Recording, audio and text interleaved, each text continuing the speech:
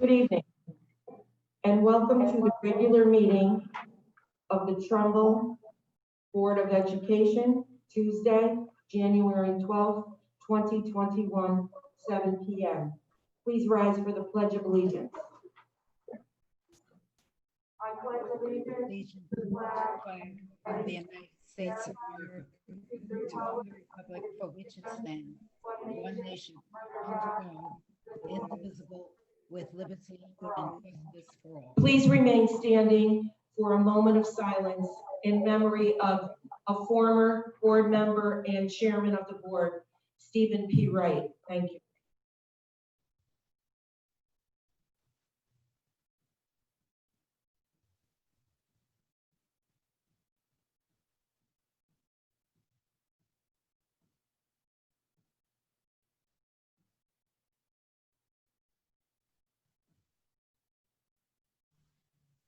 Thank you. Mrs. Marcel, correspondence. We had no correspondence since the last two board meetings. Thank you very much. Our next is public comment. Mr. Frank Squicimaro.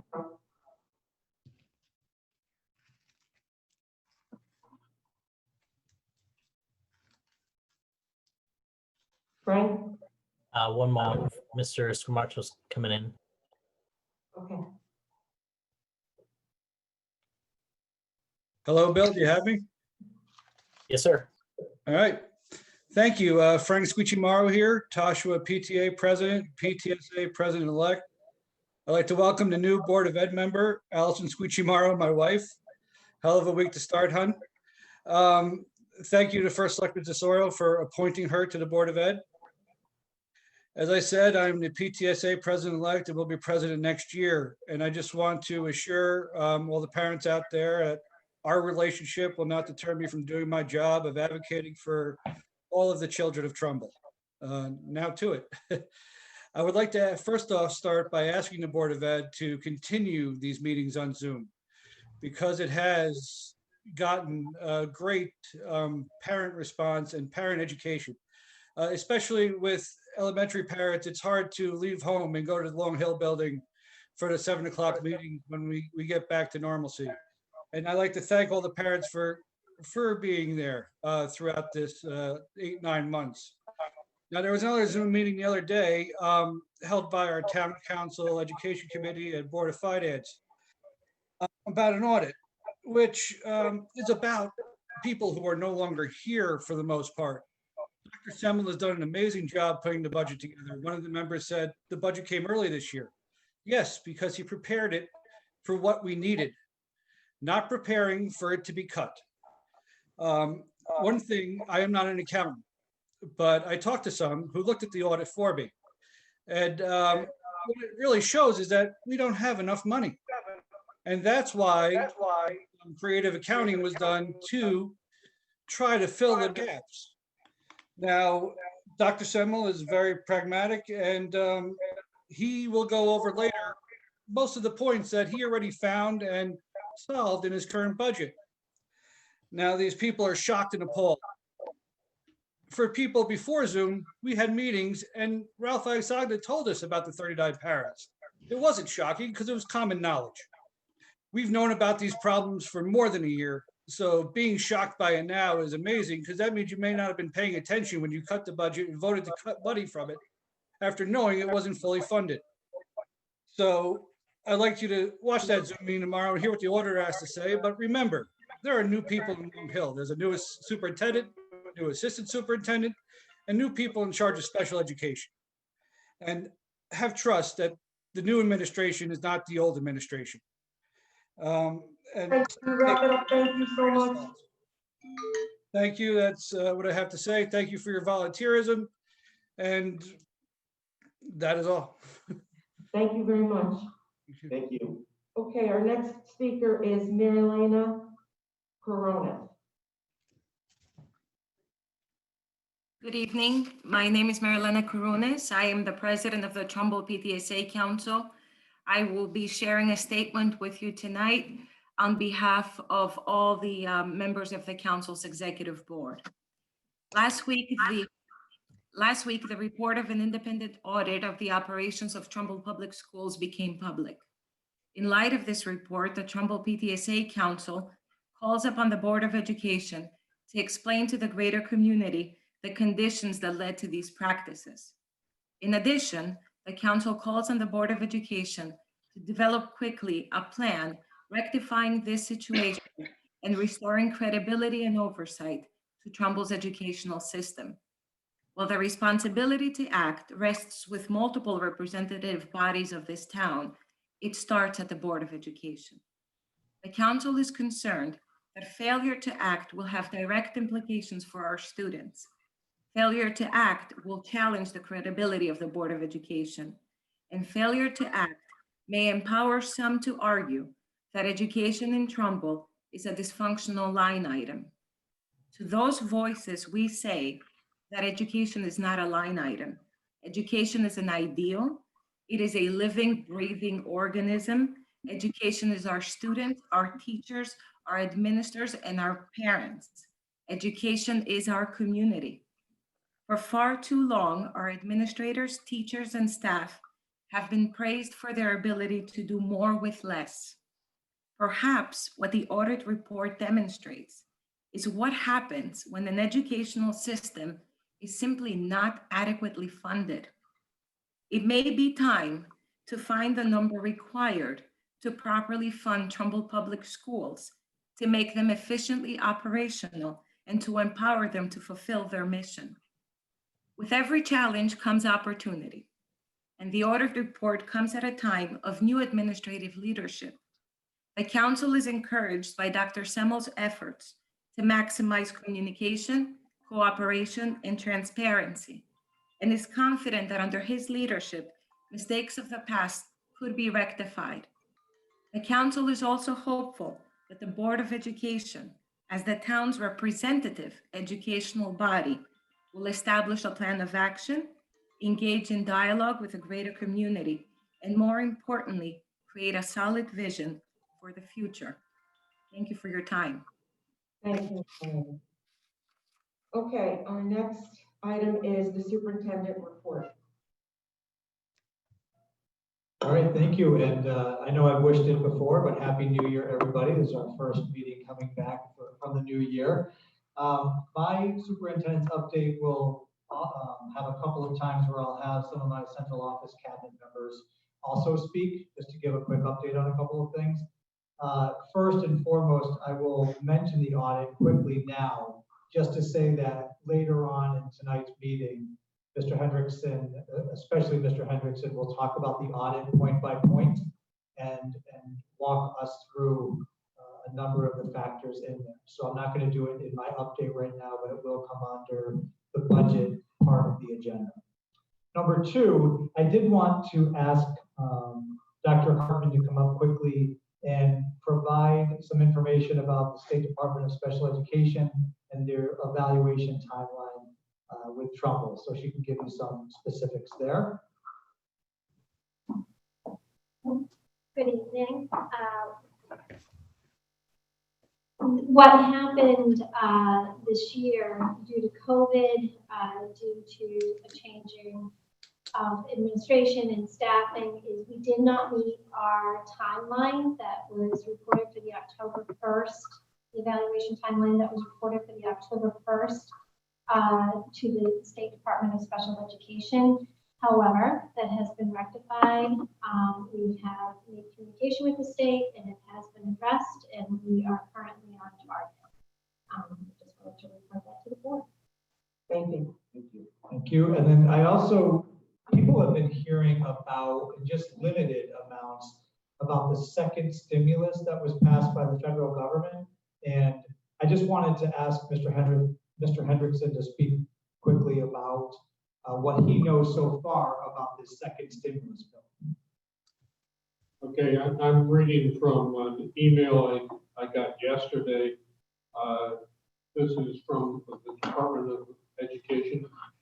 The department was notified last week that Connecticut will be receiving $492 million in ESSER II funding.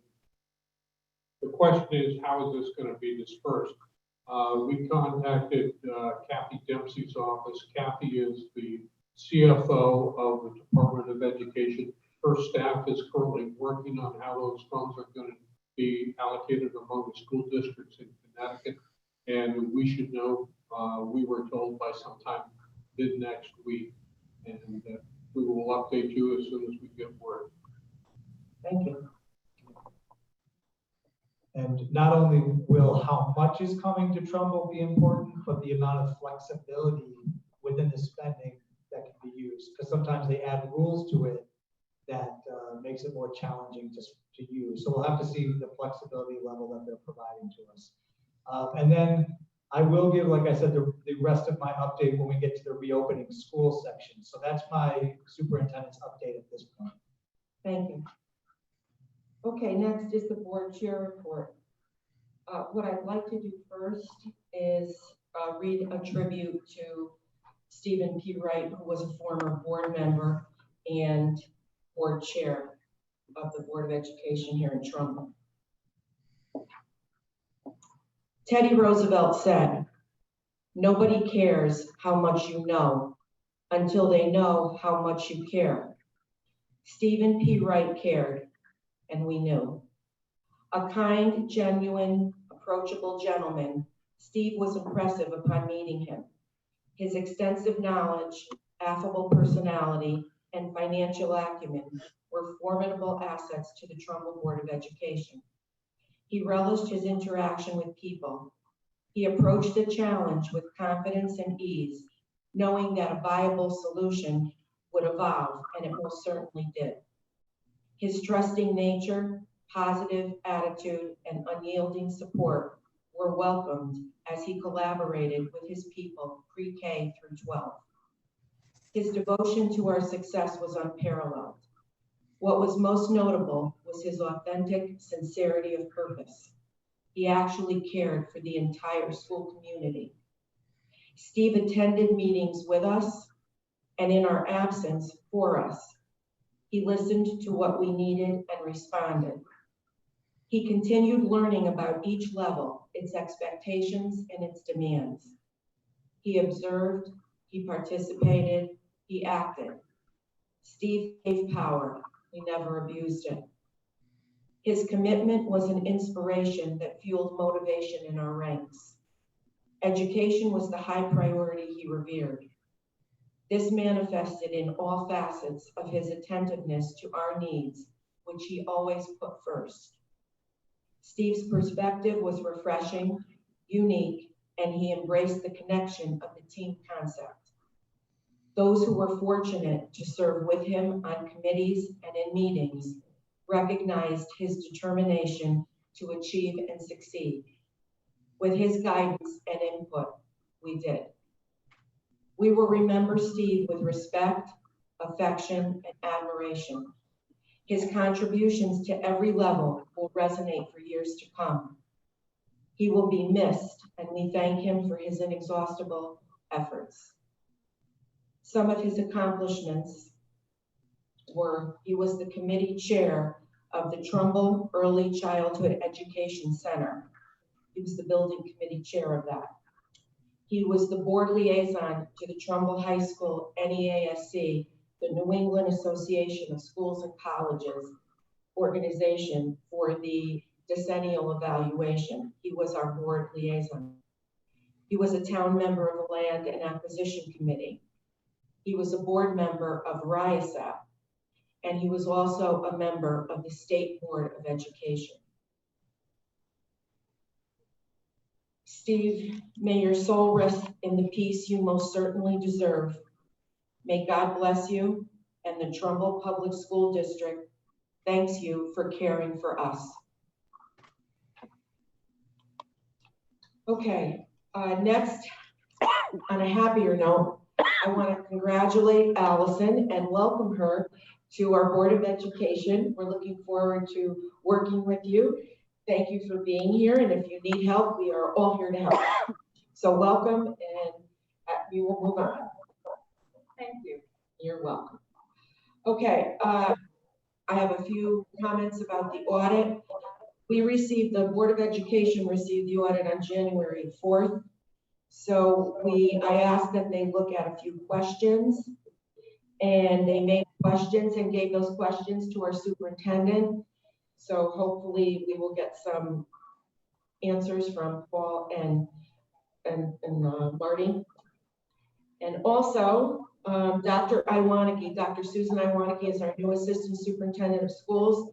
She will be on board come January 19th, 2021, and we welcome her also.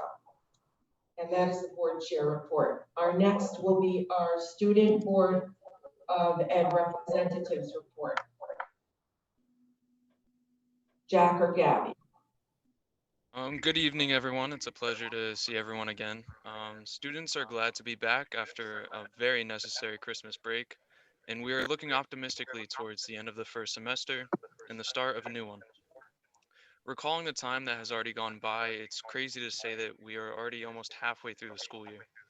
I want to thank the teachers and staff at Trumbull High School specifically for doing their best to make our senior year one to remember, and would additionally like to extend gratitude to all teachers and staff at all of Trumbull's public schools for their persistence and selflessness in these uncertain times.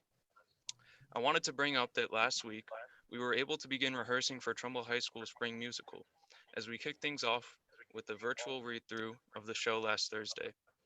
Myself and those participating are very grateful to be able to continue to do these types of things despite everything going on. I believe that it's these types of things, theater, sports, and clubs, that keep some type of normalcy for kids and allows for an escape from the seemingly repetitive days. I look forward to what the rest of the year will bring, and I am excited to move into the second half of the year with an optimistic mindset. Thank you. Thank you very much, Jack. That was a great report. Hi everyone, I hope everyone had a great break and a holiday. My name is Gabby Biondi and I'm a senior at Trumbull High School.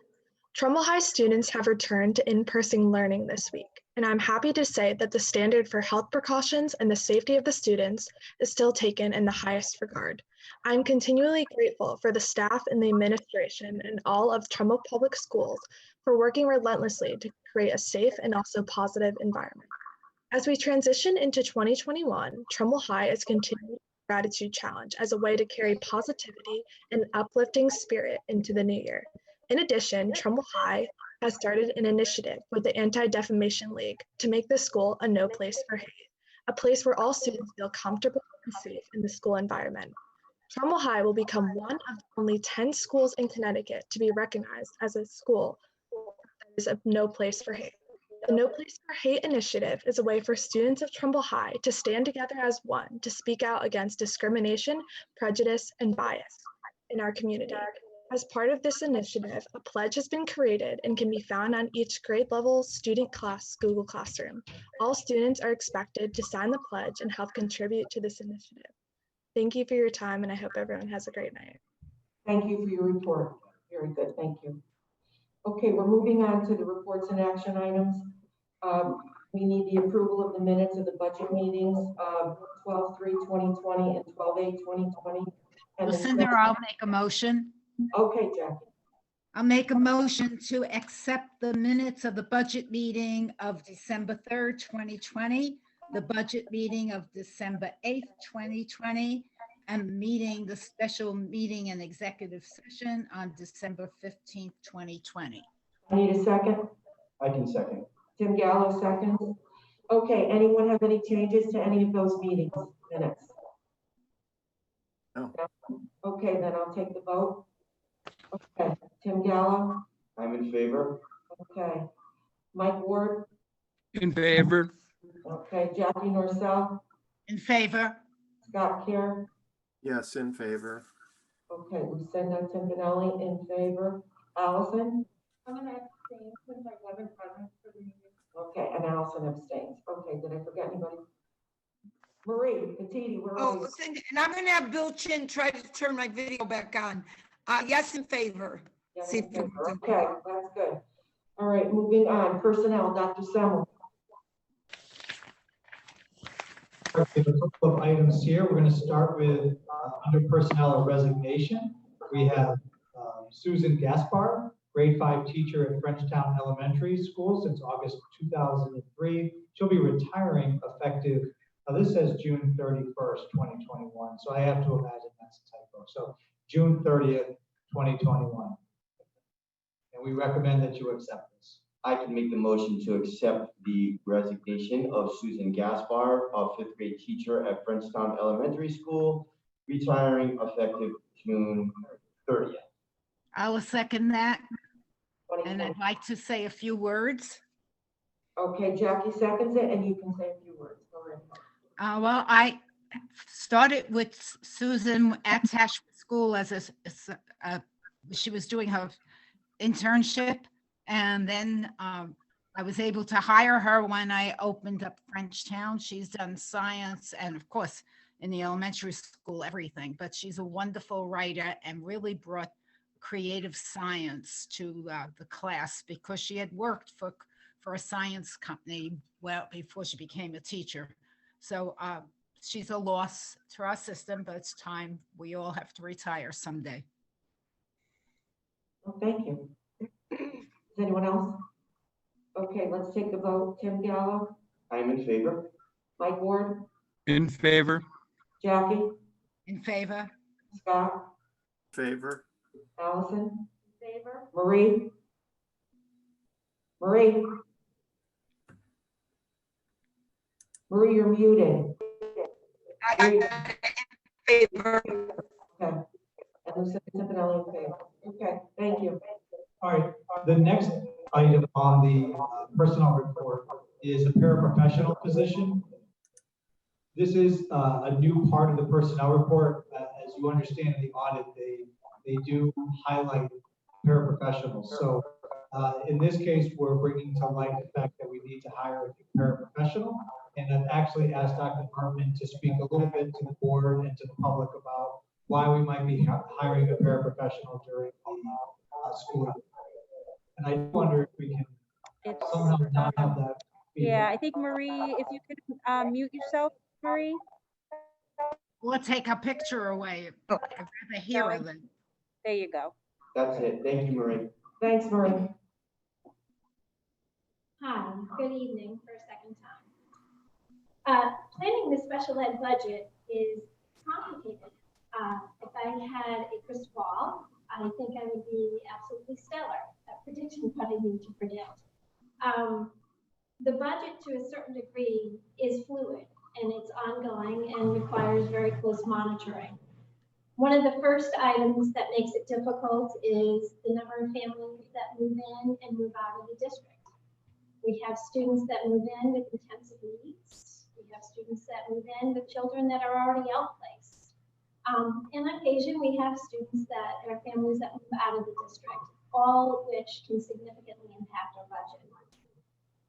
In conjunction with that, what else is also very fluid is our students' needs. They're all growing and developing. They do not all grow and develop at the same level. And while a student may not have a paraprofessional in one grade, if they are developmentally not making the progress that they really need to be made, then they may need some of that additional paraprofessional assistance to develop and build those skills. While I say that, the philosophy, and I do want to be clear on that, in practice is to ultimately decrease the need of paraprofessional support. We do not see, to a very large extent, adults roaming our town or other areas with an adult supervision, except for in extenuating circumstances. So there are times and durations in which a paraprofessional is needed for a student. But as a director of PPS currently in Trumbull Public Schools, what I would like to do is continue training and a review of best practices with stakeholders who are involved with this, and great care and diligence over the next year.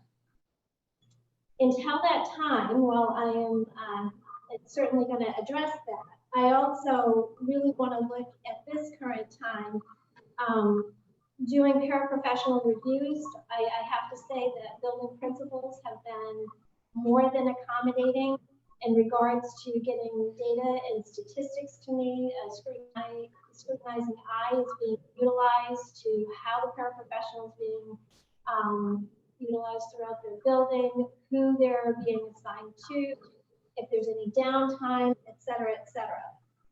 So with that being said, we are recommending the hiring of a full-time paraprofessional for the remainder of this year due to a combination of a family moving in, and that child had a one-to-one para, increased needs for 2 students whose developmental needs were not able to meet the demands at their current grade level and need additional assistance.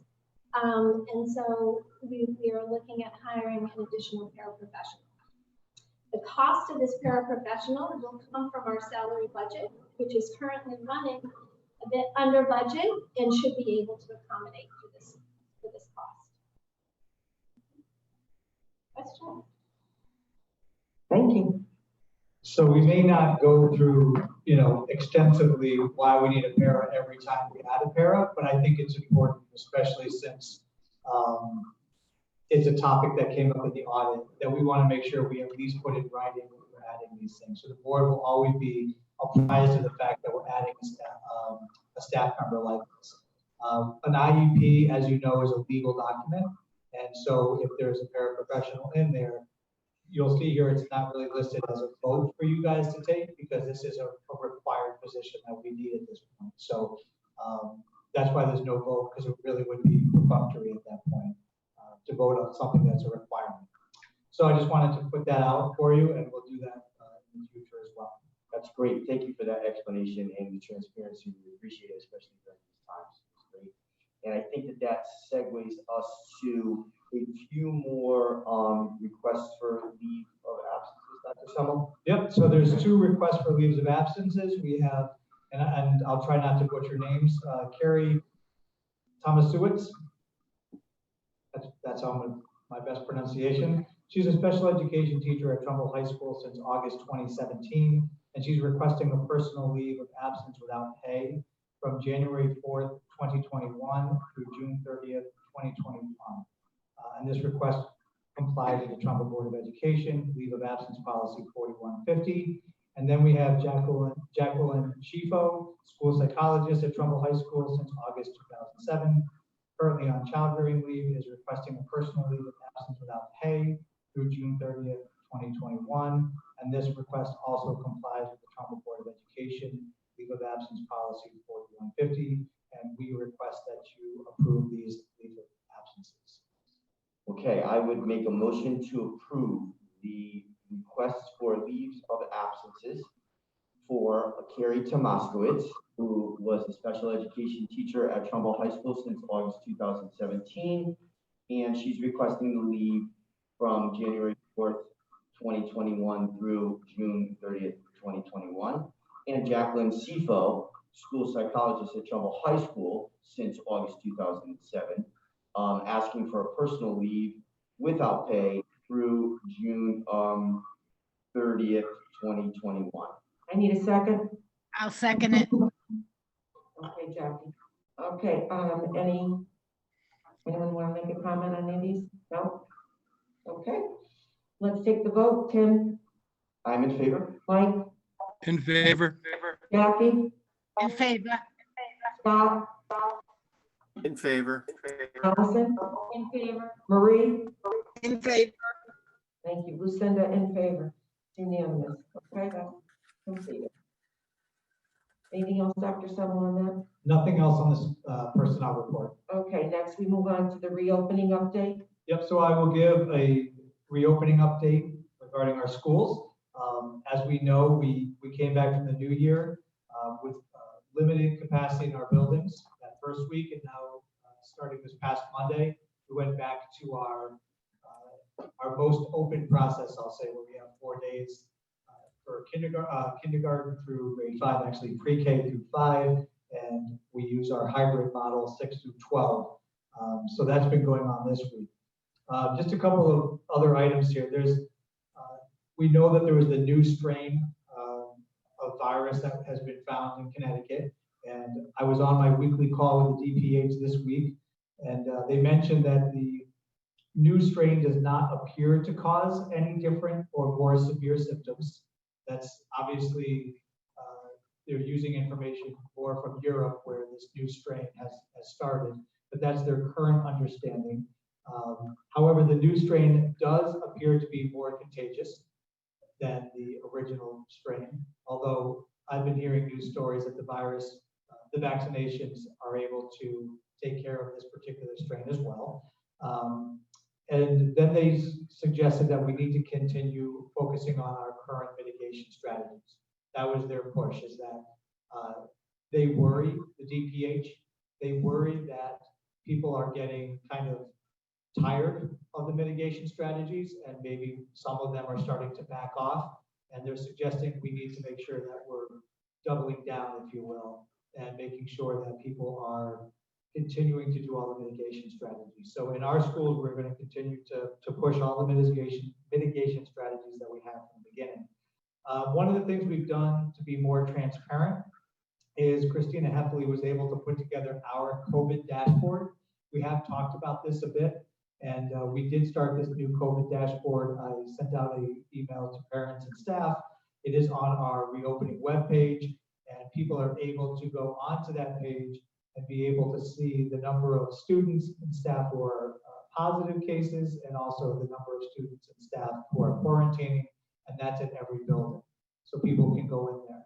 I did make sure though that for those people who want to see like this exact one-to-one between the letters they get from us and the dashboard, that they may not see it, because there are people who have to quarantine because of a family member.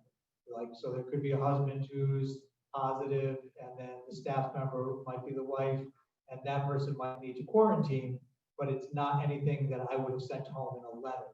So you can see that the numbers that they might not perfectly jive with the letter. So some people look carefully at those things. I just want to let them know they're going to find some discrepancies, and it's that's the reason.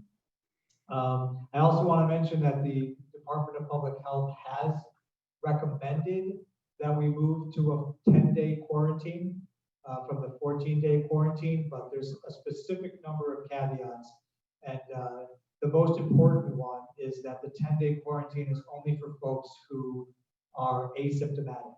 And Lynn Steinberg, with the director of nursing, and Lucy Vango, who leads our Department of Public Health, we have a link now. So when someone is quarantined for these 10 days, they have to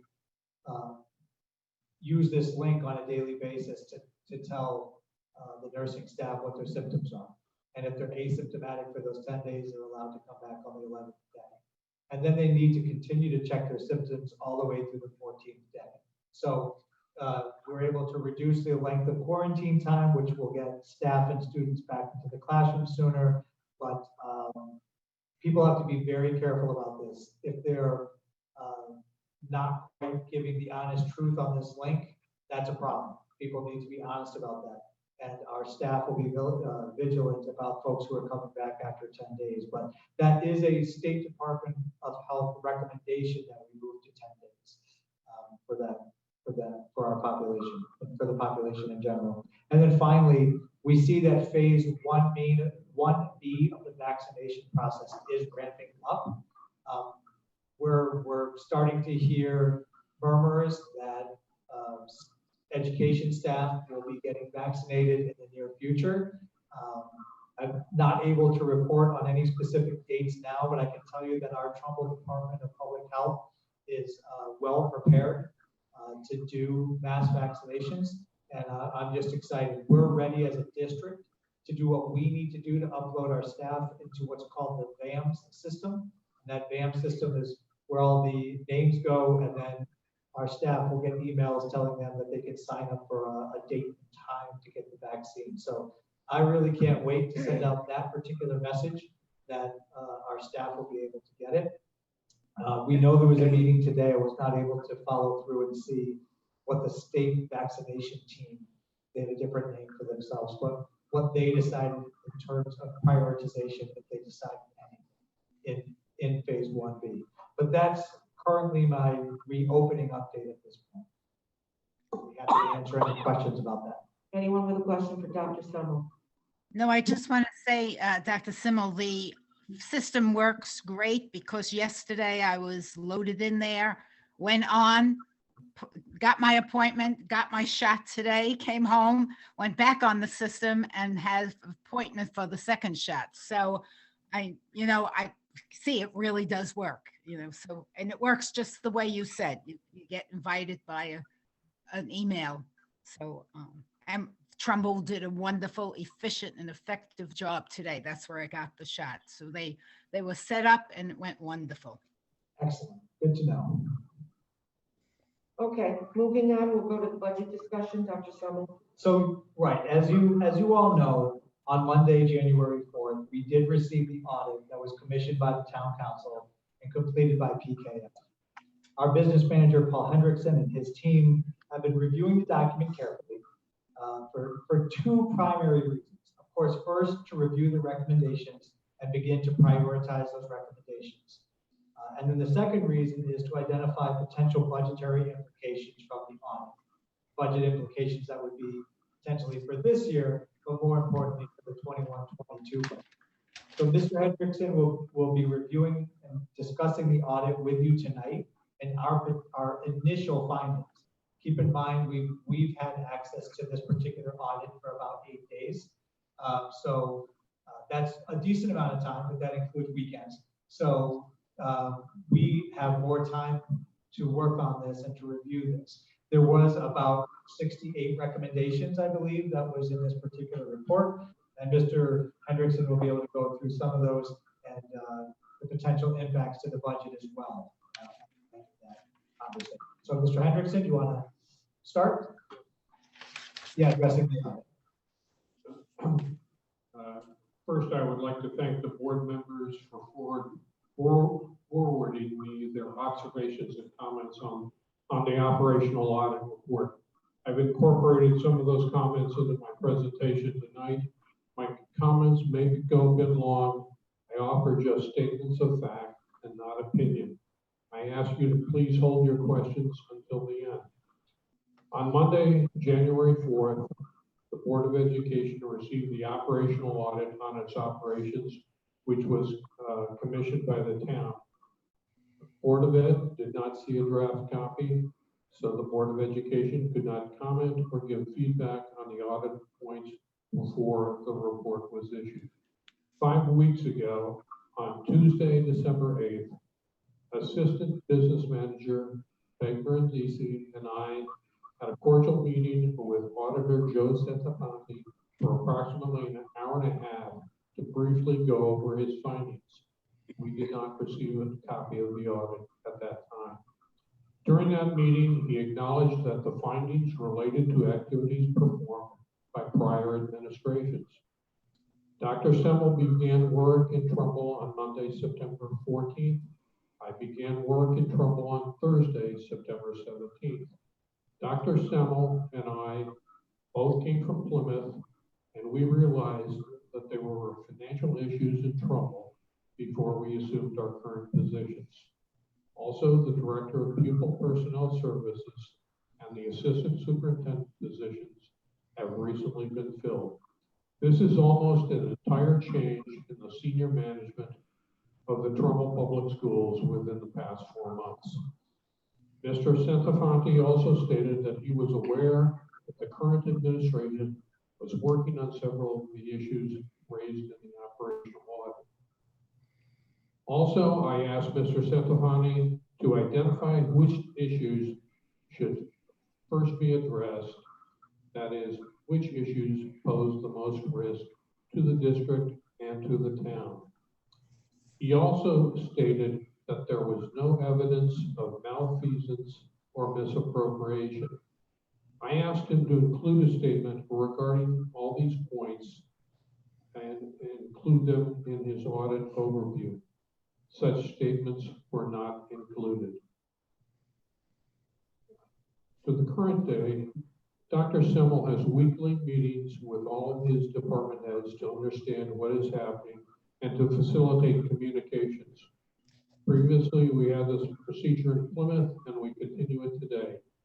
The financial people meet with him on Tuesday mornings for approximately an hour to review finance and operations. He is one of the few superintendents I know of who follows this practice. Additionally, he has a feel for the financials, leading to meaningful discussions.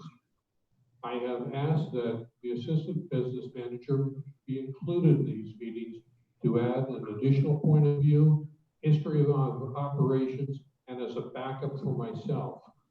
Also, prior to this year, the assistant business manager has not been involved in the budget process.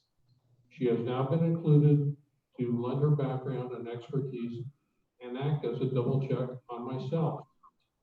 Getting to more specific points on the operational audit. On page 4, it's under compliance, it says state statutes regarding budget transfers. The budget was not being followed. Reference page 4, 14, and 15, and references Connecticut General Statutes 10-222. Please note that if all the transfers were executed, the bottom line at the end of the year would not change. That does not absolve us from following this process. We will follow this process from this day forward. However, it should be noted that we have 2,000 lines in our budget, and at the close of the fiscal year, all those lines should be positive or zero. This requires making transfers as small as pennies, which I have done in past districts. Also under compliance, it talks about current town charter regarding issuance of debt. The Board of Education had been taking out notes with TD Bank, primarily to finance purchase of technology equipment. So these payments were included in the Board of Education budget, but they should be more transparent. The 21-22 budget has been recast to break out the loans as recommended by the auditor. These financings were made known to the town's external auditor, Blum Shapiro, as far back as 2016. The auditor made no comment on these financings. These financings were also included in the technology narrative section of the budget book for the past few years. Upon taking the job as business administrator, based on past experience, I questioned the efficacy of such financing and suggested that it would be more suitable for the financing to be between the town and the financial institution.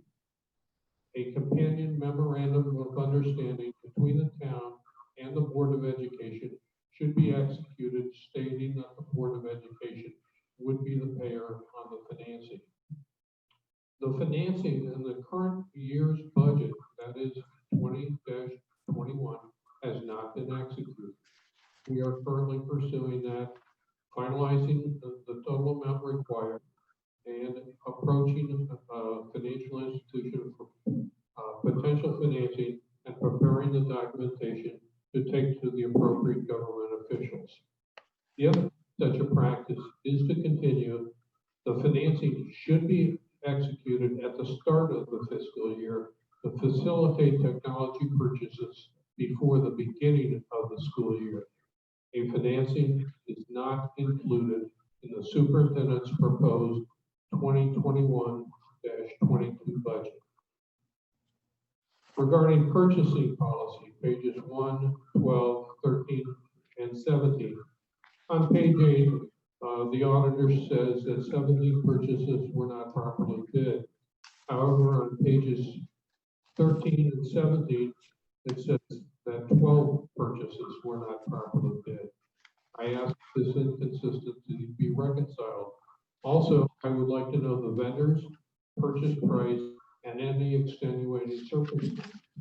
Also, please note that these 12 were over 3 years, which means there was one bid per quarter that violated town purchasing policy. We will follow town purchasing policy and currently have a meeting scheduled with the town for Thursday, January 28th to better understand the policy. Also, we will work with the town purchasing manager to develop an easy-to-understand chart for all Board of Education personnel to understand purchasing policies.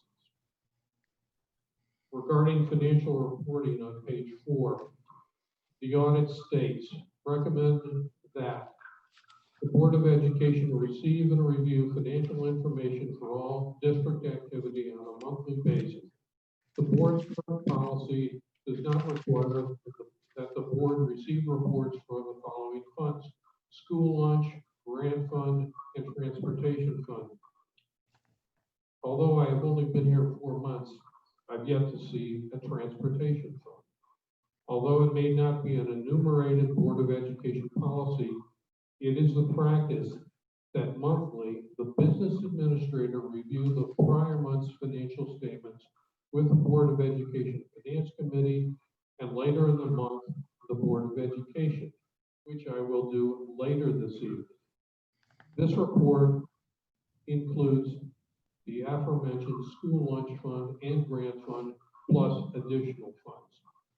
Someone on the Board of Finance, Town Council Education Committee audit Zoom call on Wednesday, January 6th, cited Connecticut General Statutes 10-248C. This legislation requires the Board of Education to post and to submit a copy of current projected expenditures and revenues quarterly, and to submit a copy to town officials. This legislation was passed approximately 7 months ago. The Board of Education has posted its monthly, not quarterly financials on its website. We will continue to post the financials on the Board of Education website and now include the town in our distribution. We will start year-end projections with a quarter ending December 2020. Regarding payroll on page 18, currently the payroll register is not reviewed and approved prior to the payroll being processed. The Board of Education pays approximately 1,000 employees bi-weekly. Of those 1,000 employees, approximately 300 are also paid weekly. I would appreciate it if the auditor would recommend how the review should be performed, not that it shouldn't be performed, and how large a weekly sample should be examined to meet standards. Continuing, quoting the auditor, currently the payroll department has an open position that is important to the proper functioning and internal controls of the department. There is no open position. Currently, the payroll department processes unemployment claims. This is not an audit exposure. Districts in which I've worked in the past handle claims in this matter. Accounts payable on page 20. During our testing, we noted that not all invoices were canceled to prevent reprocessing. We recommend that all invoices be canceled to prevent the possibility of reprocessing. Currently, when an invoice is processed, it is attached to the supporting purchase order and a copy of the payment check. They're stapled together. The documents are combined in one voucher, so there's little chance of reprocessing.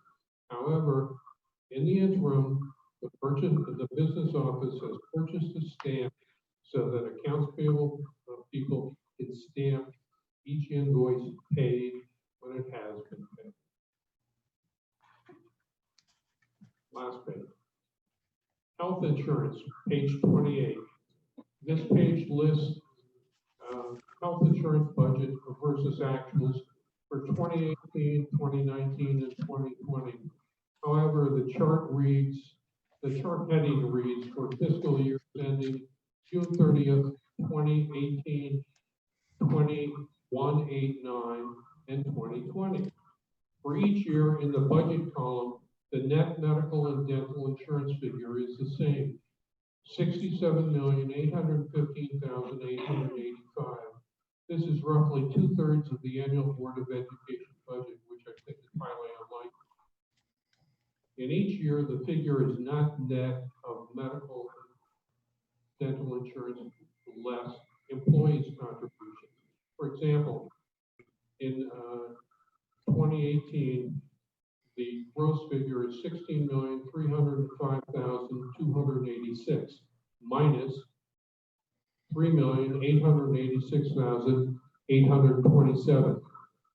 And that shows that equals 67,815,885.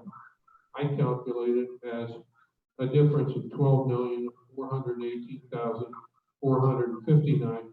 The difference between the audit report number and my calculated number is 55,397,426. I ask that these calculations be re-examined. Also, review of financial reports and records on page 30. We were informed that there have been 39 extra substitute paraprofessionals that are employed by the district that are not included in budget expenditures. This was previously this evening. These people were potential substitutes and did not have contracts and were on call. This subject merits additional looking at. Also, page 31, kind of adds a little comedy to it. It says analysis of hidings and termination. I don't think there were any hidings, maybe findings. And energy, financing, and utilities, page 56 to 57, equipment financing 58 to 59. Both categories have 3 recommendations, which are virtually identical. The Board of Education has established a budget line item for debt service as recommended in its 21-22 proposed budget. On page 60, the debt service schedule, these comments pertain to the town, not to the Board of Ed. The lunch program, page 64, quote, we noted on July 30th, 2019, the school lunch fund had an ending balance of $85,800. Actually, there was no fund balance at that time. It was a deficit, $85,571. In summary, Dr. Semmel and I take these recommendations very seriously. As a matter of fact, we were aware of some of them before the report was issued and began working on them. We asked the auditor to prioritize the recommendations in his report in order of impact so that we may address these items first. And which of these conditions are potential audit exposure. Also, I request that the errors in the audit report be corrected and that the report be examined for possible additional typos and or numerical errors and that the report be reissued. I'm open to any questions at this time. Anyone have a question at this time?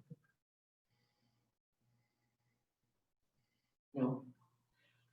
Well, that was very comprehensive. It's a lot of financials for us to head. But I took some notes, and some of those were the questions that we asked and we submitted to Dr. Semmel. No problem. Very nice.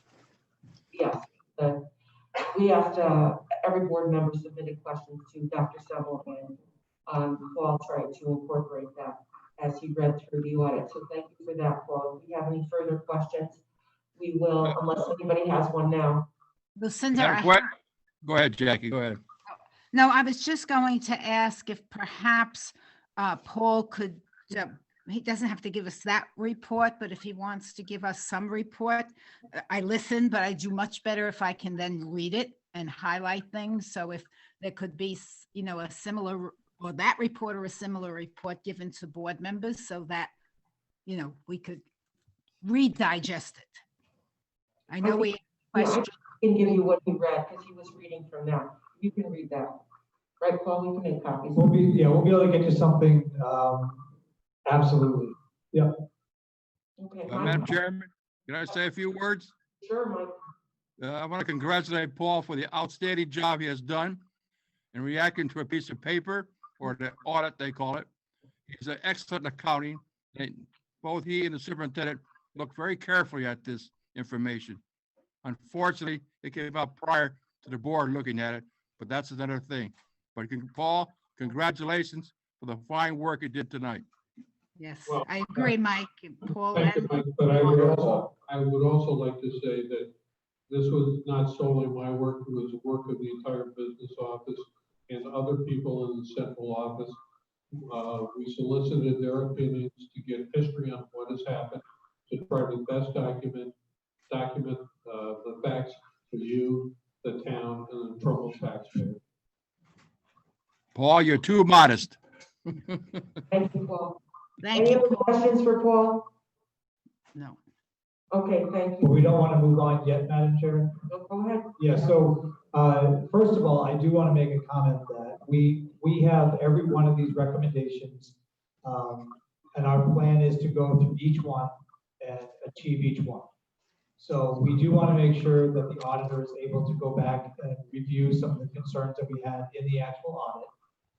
But our goal is to go through every one of these recommendations, starting with priorities, especially priorities that the auditor believes are the most important, and then working our way down.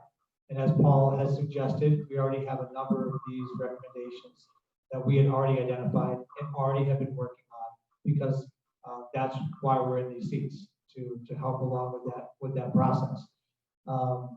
So that'll be our work, and we'll continue to update you on these recommendations, and we'll have a report that shows you our progress along the way.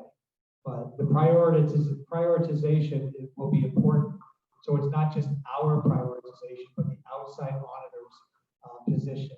And we would like also to have an opportunity to sit down with the auditor just to make sure that the essence of the recommendations are understood too. So we would welcome the chance to do that. And then finally, we did want to give you some thoughts on how this audit could impact your 21-22 budget. So I did want to make sure Paul spoke quickly about some of those items as well. Well, as you know, our current budget has a 3.94% increase. And in addition to the audit report, we're looking at a number of items. The Frenchtown cooling tower was removed from the operating budget as it's now in the capital plan. We've added back school buses, after-school buses for the middle school. We've added CERT, State Education Resource Center, social justice education. In the recent operational audit, recommends a backup payroll person. We have to cost that out and look at any potential other things that might we might have to adjust. One of those could be to ease stress on the cafeteria fund, which is a 210 fund, potentially transferring the expense of cafeteria aids to our operating budget. And we will continue to monitor our special revenue funds, especially the interdistrict fund and the elementary streams band fund, to determine what the appropriate support level is in the operating budget.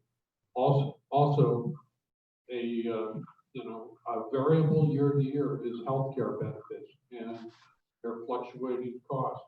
And depending on who you talk to, you get different recommendations for potential increases for 21, 22. However, we are in constant touch with our benefits consultant for the latest increase estimates. The staff is working on our claims history to date. And there's some question as to how large will the increase be this coming year. Well, most people have been indoors, so very few visits to the doctor. So I assume claim experience is much less. That would lead me to believe that healthcare costs might be less, but who knows? Also, Dr. Hartman added a para and tonight, so we will take that into account as well. So those are potential variables that could affect the upcoming budget. So can I ask you a question here? As you look at the budget, you would call, okay, and if you're going to prioritize these, okay, these that you just made about 8 recommendations here that came from. So you'll prioritize those and see which ones we could actually do, maybe for next year, and which maybe we have to save, maybe for the next year. We can look at that. Yeah, I mean, what we have to be careful of is that when the auditor says, we recommend you add a payroll person, it's going to be hard not to follow a recommendation based on it. They're saying we're understaffed in payroll.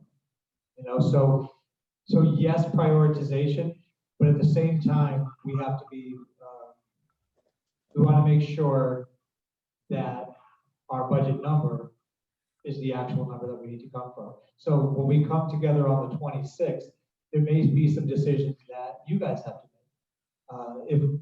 If we feel that we need to up the money we're going to put into the operation budget for something like strings and band or the inter-district fund, the board may decide they want to raise fees because that's in your purview as well. Instead of raising the operational fund, you might say you need to increase fees because fees have been left at a level, a stable level for a while. So those might be some decisions you have. But yeah, a budget is about prioritizations, and we would have our highest recommendations to you. And if the board didn't want to put the full amount forward, they could take from the top priorities. So a long answer for you, but it's that's how it would go. I understand. And can we, Scott, remember inter-district, what was the real name of that account? Yeah, well, we've talked about that being the TechEc account, but I'm still not totally clear how that can be TechEc. Because I just wanted to clear that up because people will. yeah, that's a question we'll have to answer in our next committee meeting, I think. Good. Can I just ask a question or make a point? Sure. Dr. Semmel, Paul, thank you very much, Paul. Again, I want to reiterate other people's thanks for your statement and recap. That was a lot to digest in the short period of time you had. So thank you for that. In terms of the budget changes, like it's been a month now since we had our last budget meeting. And so I'm sure a lot of things have changed or, come up in that meantime that you might want to tweak. And then we have the reaction to the audit and such. Dr. Semmel, at what point do you think you'll be able to get something to us that summarizes what changes you're going to recommend so that we can consider them on the 26th? Because I don't, I'd rather not be considering them on the 23rd, Do you have? I would say, I believe Thursday would be the 21st.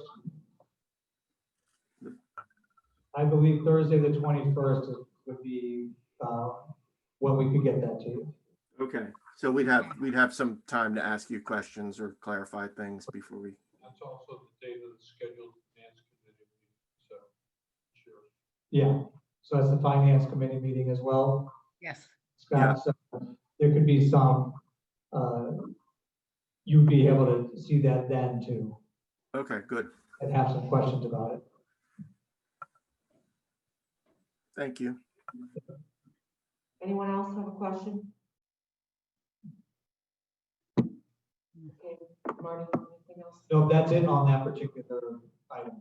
Okay, so moving on, it's the approval of the revised 2020-2021 district calendar.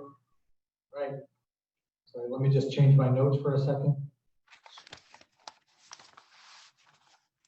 All right, so we are bringing to you tonight a request to update our 2020-21 calendar.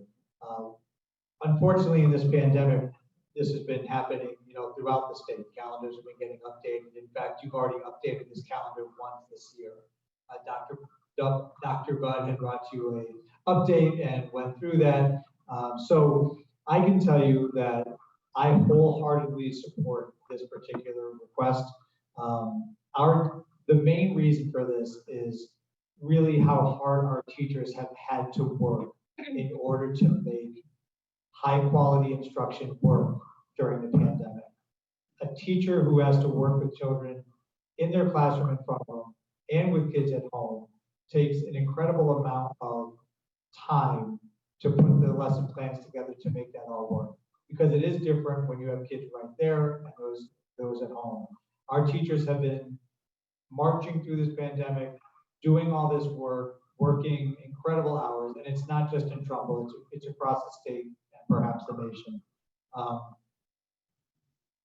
In addition, teachers need time for professional development. They need time to collaborate with colleagues, and they need time to participate in curriculum compacting. So if this calendar is approved, we will be offering voluntary professional development for teachers. The purpose of this is to give staff more time and to let them as professionals decide how they need to use that time. Some may converse with their colleagues, maybe even across the district, and some may want to spend the time working in their classrooms and preparing. So we don't want to dictate to them, but they do ask for professional development, and we do want to offer voluntary professional development for that. Or the teachers want to make sure they understand which standards they need to make sure they're focusing on. That's the whole curriculum compacting. We've been doing that work, but we're finding it in the cracks of time that we're able to find. So if we're able to provide 8 Wednesdays from January 20th through March 10th, where our Students' Day ends at the half-day mark, and our teachers continue to work the rest of the day, I can tell you that our teachers will greatly appreciate the extra time that they have to do that work. The TEA has been very supportive of this calendar change. I have a reopening advisory committee that we've been talking about providing this time to teachers for many weeks. And so we want to bring this forward to you. So I'd be happy to answer any specific questions. If this is approved tonight, we certainly didn't choose the 13th, tomorrow, as the first day. We chose the 20th to make sure we had enough time to tell parents about the change. But since it's a Wednesday, it won't dramatically change the lives of our parents because our kids are home already. And this time will be really well appreciated. My hope is that with the vaccination news that's coming down the pipe, we may be able to open up further and further. And my guess is it would be after this March 20th date anyway. So I'm comfortable going out to March 10th as the last Wednesday at this point. But we'd be open to potentially extending it if the pandemic continues to rage on and our teachers need this time. But it'd be well appreciated. I know that our teachers will use it wisely, and I highly recommend that you support this recommendation. Thank you, Marty. I think it's a wonderful idea, and you answered because I was going to ask tonight why we were stopping at March, 10th, because you can't give a teacher enough time to have PD or just to read and look at her things. I mean, 56 years in education, the best thing you can ever have as a staff member is the opportunity to reflect and think and grow. So, every staff member deserves that. And I'm happy to hear why you only went through March 10th, because I was going to suggest we go for the whole, year. But if we get healthy and can come back, that's even greater. What I'd like to do is make the motion, and then if we have any other comments, you can say that. So can I get a motion to? I'd like to make a motion to. He's going to make a motion, okay. I would like to make the motion to approve the change in the calendar to Wednesday to be a half day. I second that motion. Okay, so Carol seconds it. Now, if anyone else has a comment, now's the time. I actually did, Madam Chair, through the chair. So, Dr. Nussel, I just wanted to let you know that in my district, you know that I'm a fifth grade teacher in another school district, and we have a very similar model of where we also have half days on Wednesdays, and we've had that since the beginning of the year. We do not have a contingency that it's going to be in March at this point. It's been our model all along, and teachers do have that freedom for the afternoon and Wednesday to get professional development, like you had stated, and also to work more with, planning and things in our own classroom. So I know it's a model that works. It's certainly not unique to Trumbull by any means, and it does seem to be a model that many other districts are using. So I just wanted to let the public know that my experience with that, and it has worked very well. And I know that I, for one, as a teacher, absolutely have appreciated that time. And it's been my understanding that teachers, they're clamoring for that time. So they're certainly not going to. I'm not worried about the use of that time at this point in time. So again, thank you for recognizing that for our teachers. And I think it's a great idea. Anyone else? I'd like to make a comment. All right, Allison. Sure. As the parent of a second grader here in district, I think that this is great. I am constantly amazed at the teachers in my daughter's school who are constantly updating the Google Classroom. It goes on, it goes to my phone. So I see it loading at 9, 10 o'clock at night. I see it loading on Saturday mornings. Well, while I'm sitting enjoying some quiet time with my daughter, there is a teacher out there working. So I think that this is phenomenal to give them a little bit more flexibility. I by no means think that we're going to eliminate their need to work into the evening hours and on the weekends, but if this can give them a little bit of relief, I'm all for it, especially since it is, as Dr. Semmel noted, a minimal impact on parents and childcare since Wednesday is the distance learning. Thank you. Scott? Yeah, I just wanted to note, I don't think this isn't necessarily a question, but I'll ask it as a question, Dr. Semmel, is can you just outline the impact of this change on those students that go to afternoon programs, specifically Aqua is the one that I'm thinking of, and I don't know how it would impact RCA.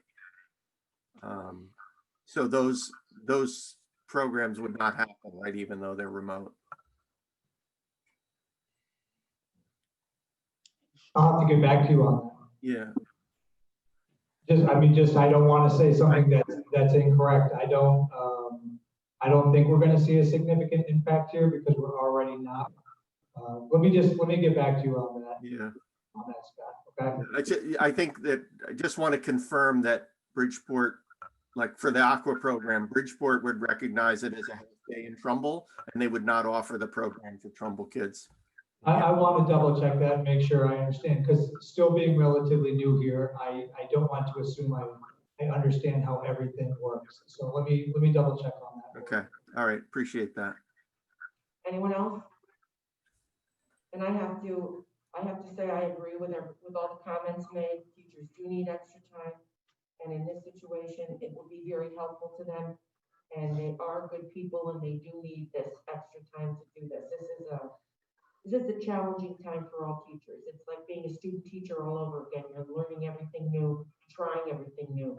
So they're very creative in what they do, very innovative. So this will give them time to do what they have to do in their classroom. So, okay, we have a motion and a second.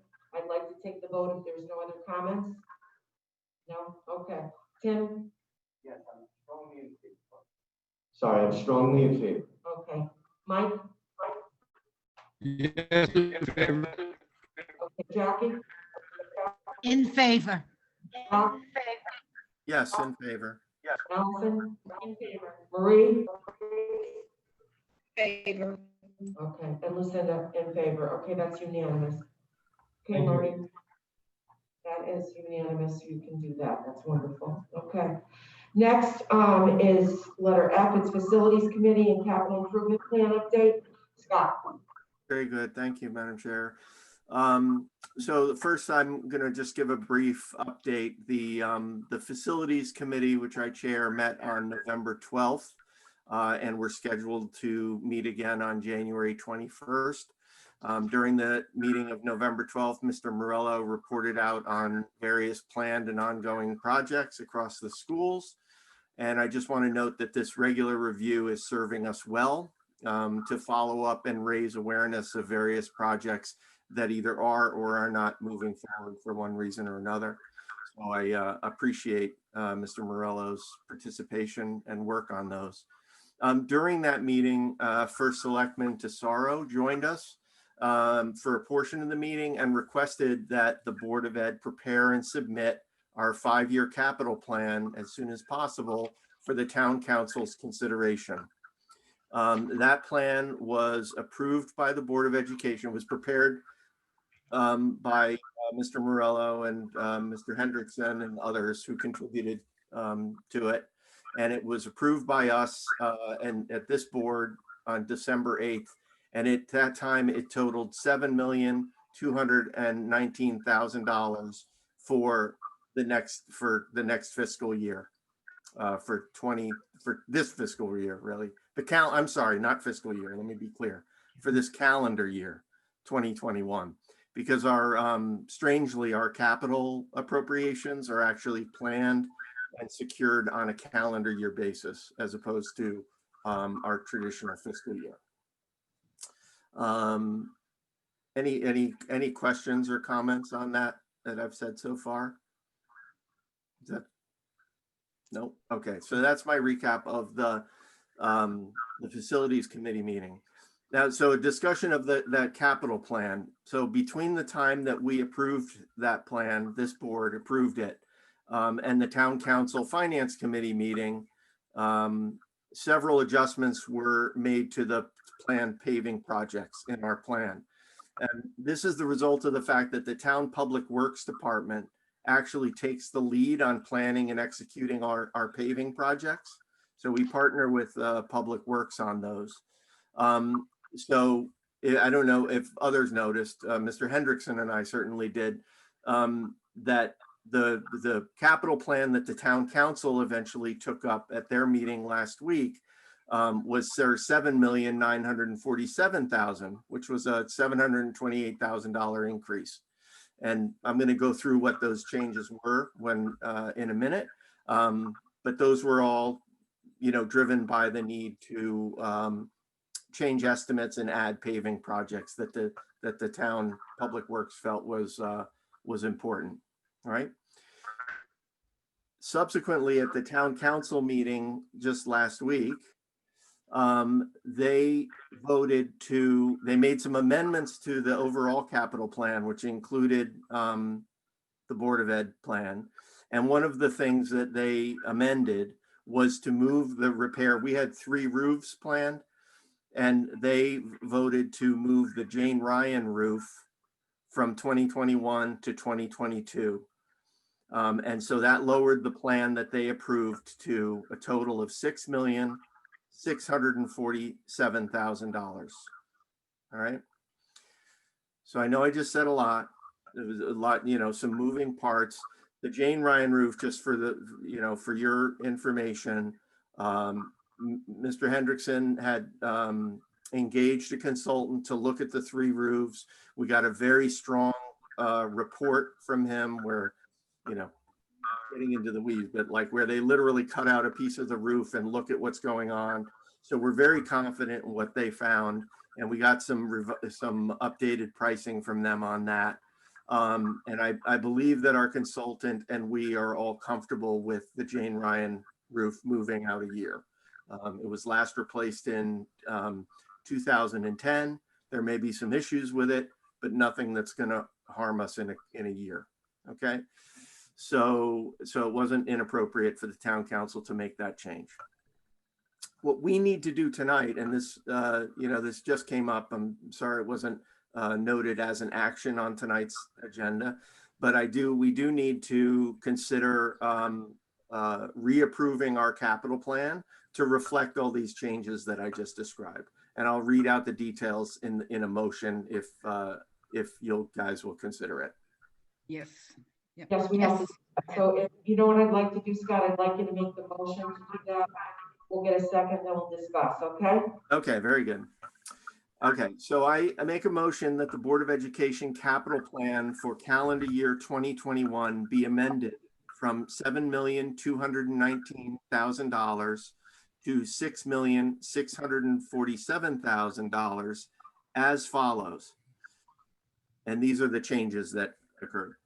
Jane Ryan Paving from $1,350,000 to $1,450,000, an increase of $100,000. Booth Hill Drainage and Design, a new project, $0 to $515,000, an increase of $515,000. Long Hill Paving, $312,000 to $390,000, an increase of $78,000. Bus Garage Paving, $30,000 to $65,000, an increase of $35,000. Middlebrook Roofing, $1.5 million to $1.725 million, an increase of $225,000. Jane Ryan Roofing, Jane Ryan is going to move to 2021. So that's a reduction of $1.3 million that we in 2021, but we're moving it to 2022 with a new amount of $1.6 million. So that's an increase of $300,000 to that project and an increase of $1.6 million to calendar year 2022. And this is the last one. Booth Hill Roofing from $1.3 million to $1,075,000, a decrease of $225,000. So we have all of these written, and Mr. Hendrickson has them. We'll provide them to Elaine so that they get into the minutes as the motion. But that's my motion to make those amendments. I'll second that motion. Okay, thank you for seconding the motion. Okay. All right, they have the list. Everybody has the list that you just said, Scott, correct? Yeah, I emailed the email from Paul to the folks that are remote, and I think you guys have a copy of it there, yes? Yes. Okay. All right, and I think it's a good idea to move the Jane Ryan roof project because if I remember correctly, state reimburses when roofs are over 15 years old. Okay, if they're under that, they don't plan on reimbursing us for anything. So that's a good idea if you moved it up. Okay, but you can check on that again, see if that's still the same. Okay, any questions on what the motion is? And we have a second? I did, I seconded it. Jackie said. So we have the second, so we're going to take the vote if there's no other questions, okay? All right, Tim? I'm in favor. Mike? I approve. Jackie? Yes, I'm in favor. Scott? Yes, in favor. Allison? In favor. Marie? Marie? In favor. And Lieutenant Timpani in favor. Okay, so that passes. That's great. Thank you, Scott. Yep, thank you all. Thank you, Scott, for an excellent report. Okay, next, okay, it's the Financial Committee report. Mr. Paul Hendrickson. Thank you. Instead of going through the normal order, I'll just go through the order that these were put in the package. They're a little out of our normal order, but it make for easier reading. We'll start with the school lunch.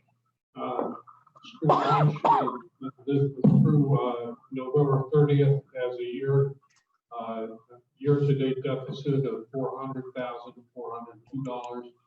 And a month-to-month increase in the deficit of $56,902 from the deficit of $747,500 at the end of October.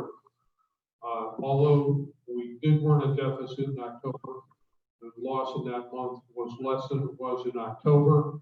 October, we had a loss of $190,668. So the decline in loss month to month was roughly $133,000.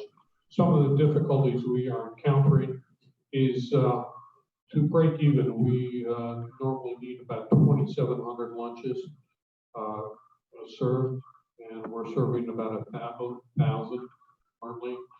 And Betty Cinco is updating the superintendent at least a weekly, if not daily basis. We have no a la carte sales, which are normally higher margin. Additional packaging is required. And that tends to be more expensive. There's limited COVID relief. We are mandated to feed students. Layoffs could save money. However, that raises the question, where do we find people to serve lunches when school returns to full-time face-to-face instructions? Actions we have taken, we've reviewed the structure of the lunch program. We've calculated the gross profit margin on each lunch. That means how much we are reimbursed for from the state minus the food costs. That is termed the variable cost. And then we calculate how much participation is required to defray our fixed expenses. So we have also contacted the state to determine if there might be any aid forthcoming. Superintendent Semmel, Ms. Cinco, and I had a conference call with the head of food service at the state level, John Frasinelli and his staff. We are contacting other districts to share plans. I believe a colleague of mine did a survey, 21 districts responded. Out of that, 18 anticipated deficits this year. I've requested that our CASBO liaison contact Hartford for possible aid. And I've personally contacted my state rep, District 141 down in Darien, and asked that she consider this as part of the small business relief package that they're putting forward in the state legislature, because in essence, it is a small business. And also, as I said earlier this evening, the state is receiving $492 million from Connecticut, but the allocation of those funds are yet to be determined. And as Dr. Semmel, what is the flexibility of those funds in their deployment? So that is what is happening in the food service area. And the next page is kind of a prelude to what I'll say later. I have developed charts which lay out the cumulative Board of Education spend month by month. And I'm doing this for salaries, benefits, transportation, and energy. And as you can see, compared with the 2 prior years, we are a couple percentage points below the spending to date. Now, this is just spending. It doesn't include encumbrances, because encumbrances vary year to year. And I wanted figures that I can say this money has been spent as of this date. However, these expenses do not include COVID. COVID would increase this about another $1.4 million, but that only adds about 1.3 percentage points. So we would still be at least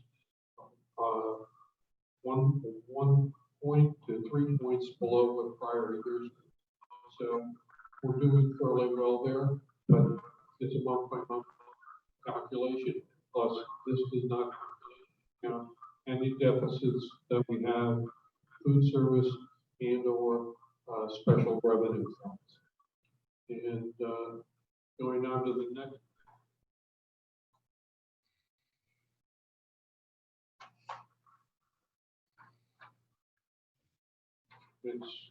It's the town accounts, the 09 accounts.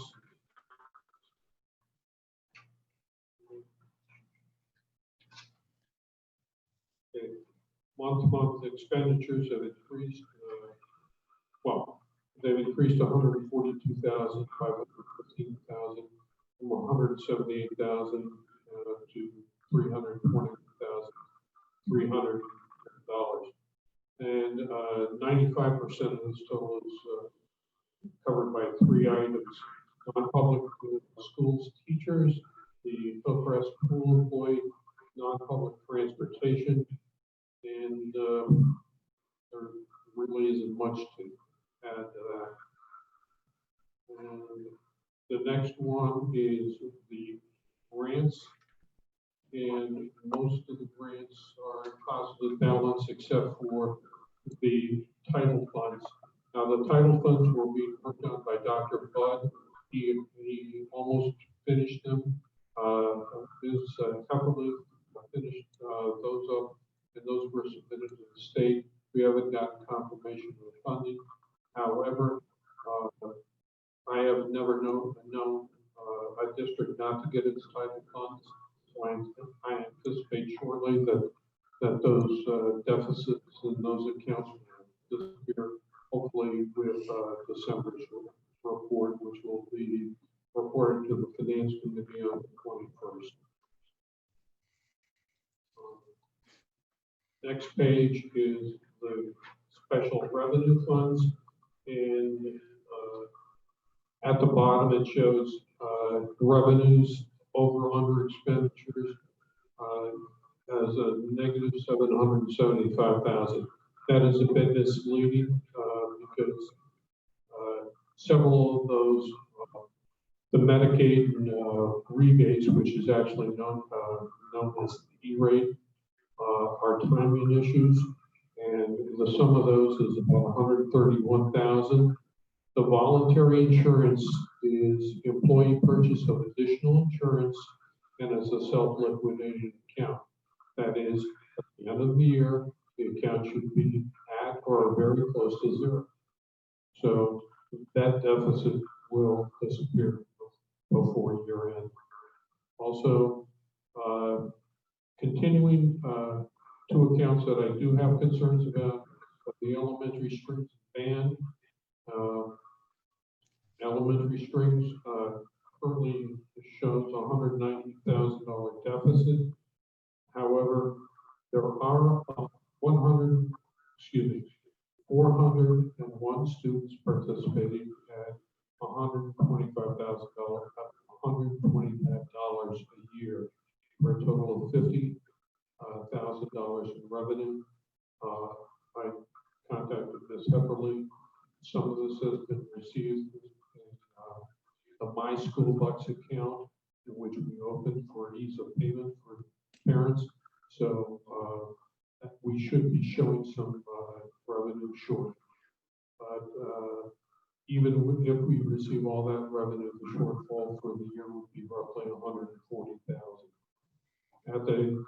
At the same enrollment figure, we would have to charge $475 a year for each student, and this would be an increase of $350 per student.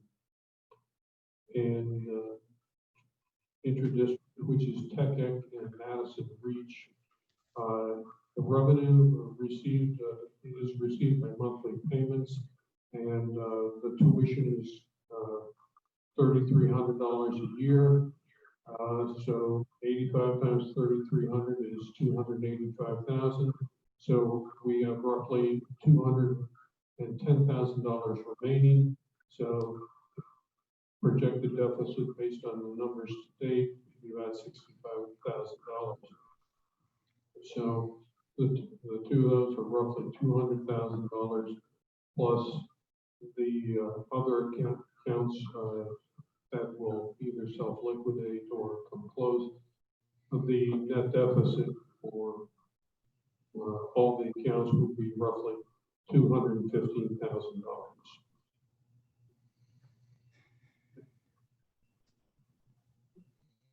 The next one will be the student activity detail. There is very little to report on that. It's just regular operations.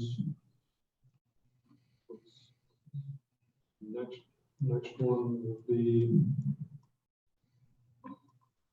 the scholarship details, and that increased, I think, was about $57 this month, and very little there. Now, getting on to part of the issue, which would be the O1 account for the operating budget. I went over the chart. I have other charts here that show that we are under not underrunning, but we are below budget in most of the, in all major accounts. That includes salaries, healthcare, energy, and transportation. So part of the contribution to the transportation savings is that the transportation contract states that on days that school is not in session, i.e. Wednesdays currently when we're in the hybrid, or any other days, we're only obligated to pay 50% of that day's contractual amount. And that has been communicated to Durham, and I've gotten with Ms. Perkins, and she has estimated that we save about $15,000 a day that we are in hybrid or any other closed day. So through November, there have been a savings of approximately $255,690. And if you extrapolate that to year end, that would be, I would say, roughly 300,000 or greater. Going to, and as I mentioned earlier, we are going to be doing we are in the process of doing December financials. I will be going through not only what we have expended, but what we have encumbered. As I indicated to the Finance Committee, there are some large encumbrances which I have to examine, which could free up additional funds. If you look at legal, we spent $52,000 to date, and it shows almost $250,000 encumbered. I don't think we will spend that. However, we do have several negotiations coming up later in the spring. I also want to examine the electricity, the utilities and energy encumbrances versus past year's experience to see if that is an appropriate encumbrance. It appears a little high. Also, unemployment, we've only expended $16,637 to date. Now, the encumbered is $145,000, or encumbered the entire budget. However, our expense for unemployment for the month of December was 50 cents. So we will re-examine that and determine and do projections as Connecticut General Statutes 10-248C requires us to do. Also, last two pages of the detailed report shows the COVID expenses of approximately $1.388 million. These figures will be reduced by probably at least $500,000 based on the projected technology loan, and also another $600,000 from the first tranche of CRF funds which we have applied for but have not yet received. So I'm currently working with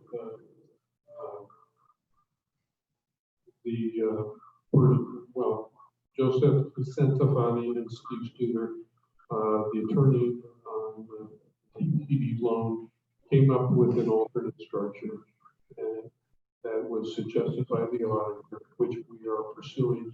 But right now, the banks have delayed us a little till probably the end of January to give us a final quote.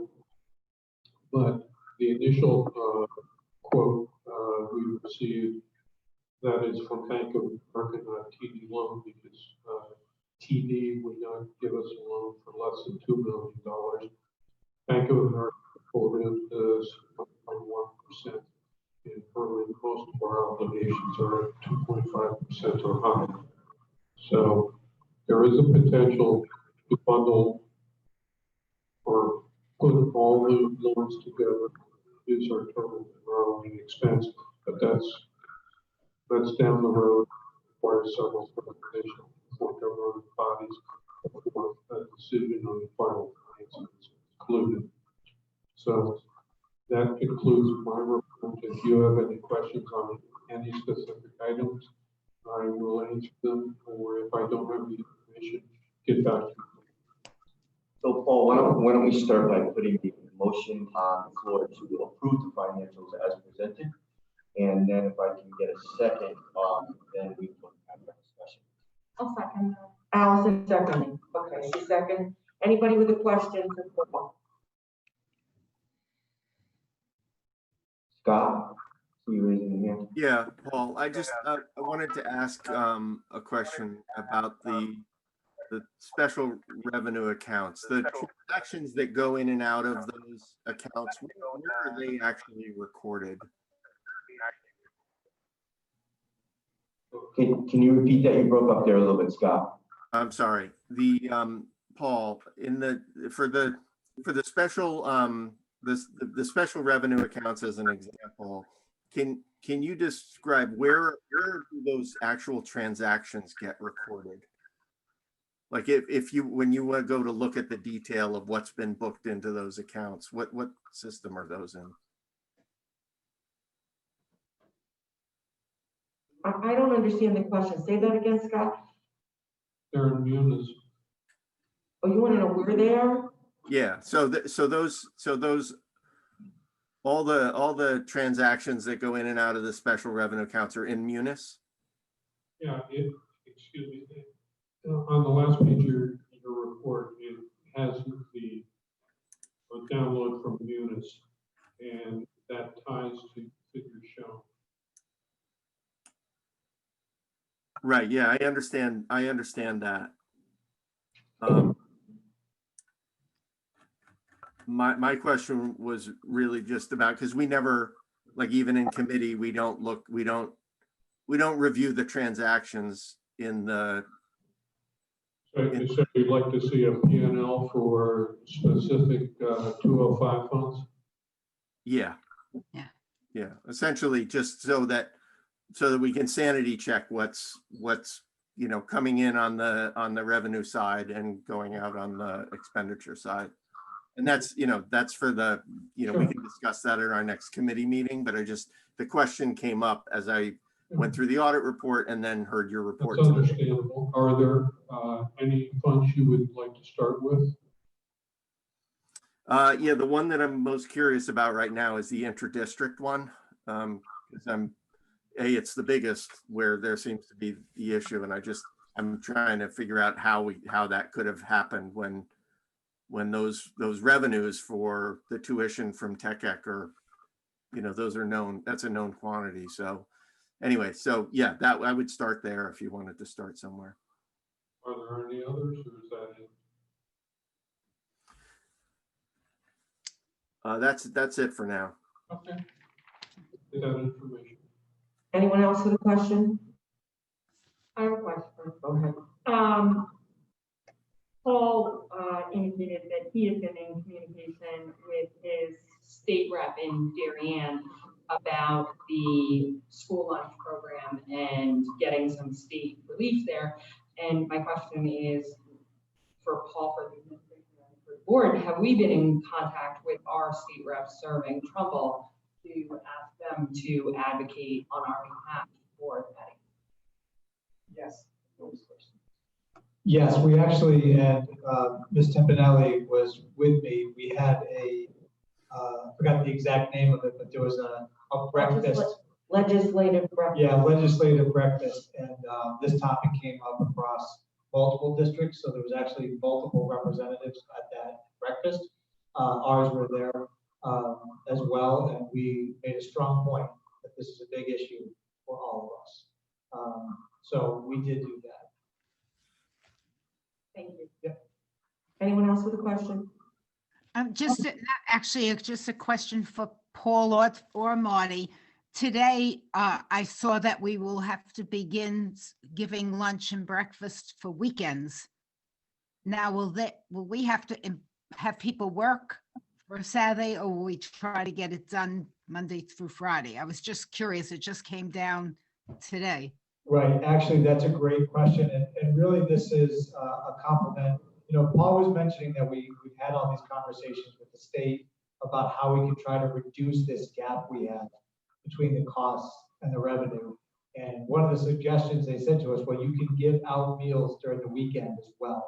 So this is actually our work to try to give out more meals, and they'll be given out, if I remember the email correctly from Ms. Cinco, it'll be on Friday that we're handing out these meals. So we already have these sunk costs with cost of people. So now we're able to give out more meals. So this is us trying to get more revenue. And I do want to give a shout out to the PTA and our parents.